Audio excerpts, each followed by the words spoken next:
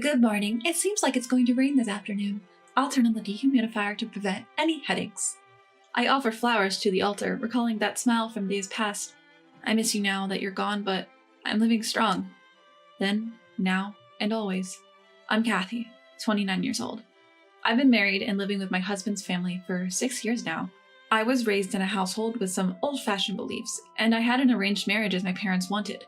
My husband's family, too, has their fair share of old traditions. There's a slight departure from the common sense of the general public.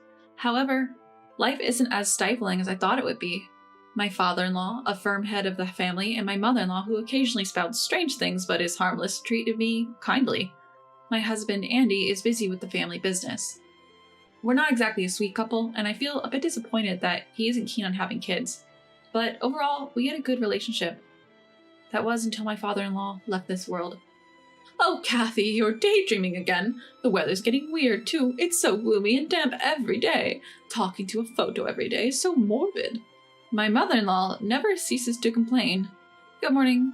When I went out to the garden, I saw my father-in-law's favorite flowers, so I cut some before the rain starts, I said with a forced smile. I didn't want to spoil my happy morning mood here, but my mother-in-law looked even more annoyed. What's this? You're making a big show of offering flowers. You just want to say you're taking care of things, right? Is this some sort of snub at me? I sigh inwardly. Honestly, you really don't have any common sense. Even if the forecast says it's going to rain, turning on the dehumidifier beforehand is just a waste of electricity. Who do you think pays for that? Since my father-in-law passed away, she seems to have lost her filter. What used to be occasional nitpicking has significantly increased. At first, I thought it was a way of venting her loneliness after losing her husband, but lately she seems to be looking for me just to criticize. Andy asked me to wash and dry the shirt he's going to use for his business trip starting tomorrow. Drying it here is the fastest. But with the weather turning rainy this afternoon, it's hard to air dry clothes naturally. Blaming Andy for your inability to prepare in advance. How embarrassing for a wife as clumsy as you, to be able to claim you're a good housewife despite your mistakes. How awful. My mother-in-law's face twisted even more, but I'm not neglecting my chores. It's impossible to prepare for a sudden laundry request in advance. However, she persistently nitpicks without considering such circumstances. She said it's gloomy and damp earlier, but I feel the same way about her. She's much more troublesome than the sticky humidity. What's more, she's always exaggerating the daytime events to my husband, always painting me as the bad guy. Initially, my husband ignored it, but recently he's been saying, "It's annoying, make her stop," or "Isn't it your fault?" and getting in a bad mood. As a result, there's no sign of my mother-in-law's criticisms or her false tattling stopping. On the contrary, they seem to be escalating. But if I confront her, her shrill voice only gets louder, reaching frequencies that echo outside the house. In the end, letting her do as she pleases and apologizing to let the storm pass was the most peaceful way to deal with it. I'm exhausted. I'm sorry, father-in-law, for showing you such a mess. My mother-in-law's face twisted even more, but I'm not neglecting my chores. When my father-in-law collapsed from a stroke, my mother-in-law said, "I don't have the strength for caregiving," and did almost nothing. During changes in the weather or season, my father-in-law, who suffered from headaches and joint pain, would be grateful to me for my strenuous efforts to maintain a constant temperature and humidity. He would warmly smile and thank me, saying, "It's quite different now, thank you." As someone who had lost her real father in her childhood, I was initially confused about how to interact with my father-in-law, but he was very gentle, even while being steadfast. I feel like he thanked me in various situations. He was someone who was not stingy with his words towards anyone, and was positive about everyday events. What stands out to me is when I was still new to the household, before I became accustomed to the kitchen, I once forgot to turn on the stove while concentrating and learning the household seasoning for cooking. When it was time for the meal, I realized I hadn't cooked the potatoes. I braced myself, expecting to be scolded, but my father-in-law laughed it off and said, "Human beings feel a meal is even more delicious when they're hungry, so let's wait patiently." He even went on to thank me for always providing delicious meals. In this way, he lightened my spirits, and this attitude did not change even when he fell ill. Even during my first experience with caregiving, which I wasn't proficient in, he kept telling me, "You're a lifesaver, thank you." He was like my real father. That's why, even though time has passed since he passed away, I still find myself taking to his picture every morning, and I'm concerned about the room temperatures and humidity before it rains. My mother-in-law, who's become more harsh, and I sought solace in his smiling picture. "Hey, what's this, all wrinkled and covered in fur?" One night, while cleaning up after dinner, my husband Andy came holding a shirt I had ironed and put it in the suitcase in the evening. And what about our bedroom? It's a mess, and the stuff for tomorrow's trip is all scattered. What the hell? I told you I'm leaving early tomorrow. Andy has also changed since my father-in-law passed away. He has become harsher. I truly realized that my father-in-law was the pillar of this household. Andy threw the shirt at me with a stern face, and I was surprised. Wait, what? What do you mean the stuff is all scattered? Hold on, this... From the wide-open window, the rain was pouring in sideways, drenching the curtains. And on the bed, the luggage had spilled out of the suitcase and was scattered about. In a hurry, I closed the window and crouched down to wipe up the poured-in rain. Huh? Brownie? In the corner of the room, there was a community cat, Brownie. Poor thing, you're shaking so much. Come here, I'll dry you off. Despite the disastrous state of the room, I couldn't ignore the drenched cat, so I gently wrapped Brownie in a towel. I know you're not the kind of kitten who would do something like this. Holding Brownie, who was purring lightly, I consoled him. Hey, what are you doing? Then I heard Andy's irritated voice from behind. That's a stray cat, isn't it? Don't use a towel on something like that, and that thing probably made the mess in the room. Get it out of here now. Behind the disgruntled Andy was my mother-in-law. What a mess! The room, the stuff for the trip, everything is all messed up. And what's that dirty thing? Using a fine towel on that is unbelievable. I'm speechless at your lack of common sense. She's hardly speechless. She's triumphantly blabbing. Prioritizing a cat that broke into the house and caused this mess over the actual disaster. You must be out of your mind. My mother-in-law's voice, louder than ever, made me finally retort.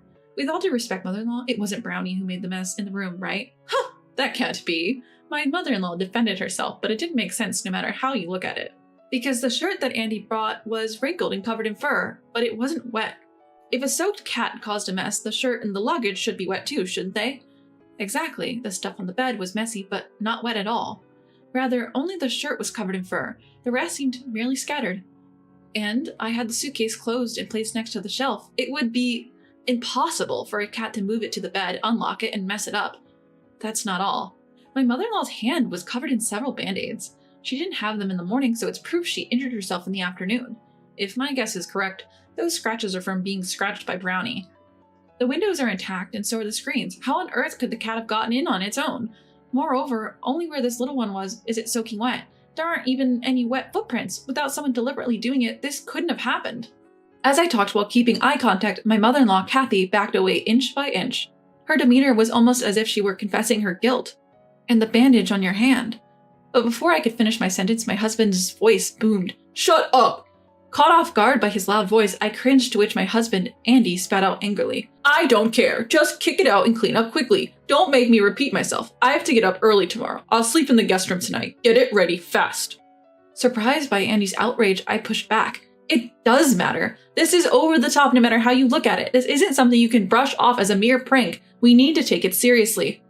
I couldn't hide my anger at Kathy's excessive behavior, but Andy was dismissive. Don't mess with me. It's your job to sort out the house issues. Do I ever bring my work problems home and complain? No, right? Even after coming home tired, I can't rest every single day. I have to listen to such unpleasant stuff. I'm fed up. He vented out furiously. It seemed as though his pent-up frustration at having to listen to my daily complaints about Kathy was overflowing all at once, but that wasn't fair. I never grumbled to Andy. It was Kathy who kept feeding him lies. Why am I the one getting blamed? I'm having a hard time too.